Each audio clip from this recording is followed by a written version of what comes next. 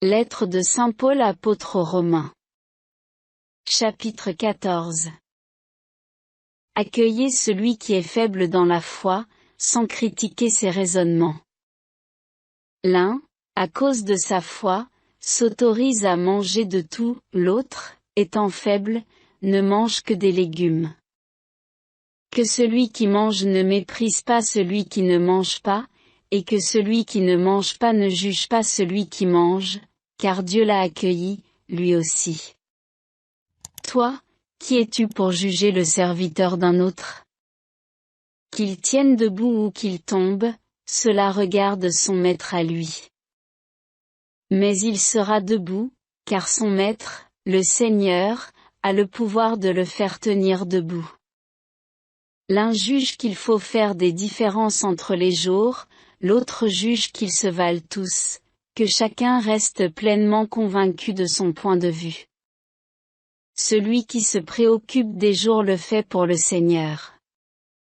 De même, celui qui mange de tout le fait pour le Seigneur, car il rend grâce à Dieu, mais celui qui ne mange pas de tout le fait aussi pour le Seigneur et il rend grâce à Dieu.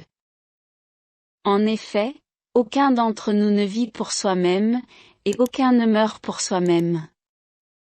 Si nous vivons pour le Seigneur, si nous mourrons pour le Seigneur. Ainsi, dans notre vie comme dans notre mort, nous appartenons au Seigneur. Car, si le Christ a connu la mort, puis la vie, c'est pour devenir le Seigneur et des morts et des vivants. Alors toi, pourquoi juger ton frère? Toi, pourquoi mépriser ton frère? Tous, en effet, nous comparaîtrons devant le tribunal de Dieu.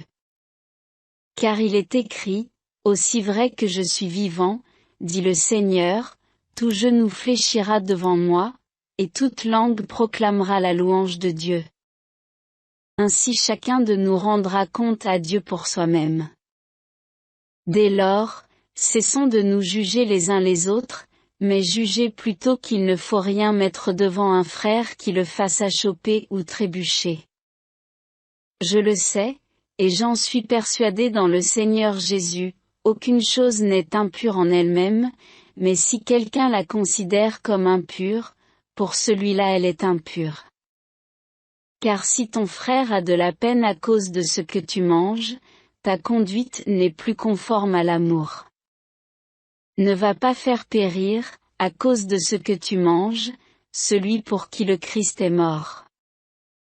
Cela dit, ce qui est bien pour vous ne doit pas être occasion de dénigrement.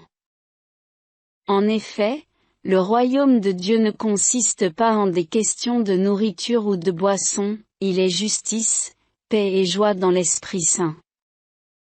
Celui qui sert le Christ de cette manière-là plaît à Dieu, et il est approuvé par les hommes. Recherchons donc ce qui contribue à la paix, et ce qui construit les relations mutuelles. Ne va pas détruire l'œuvre de Dieu pour une question de nourriture. Toutes les choses sont pures, mais c'est un mal de manger quelque chose si cela peut faire tomber un autre.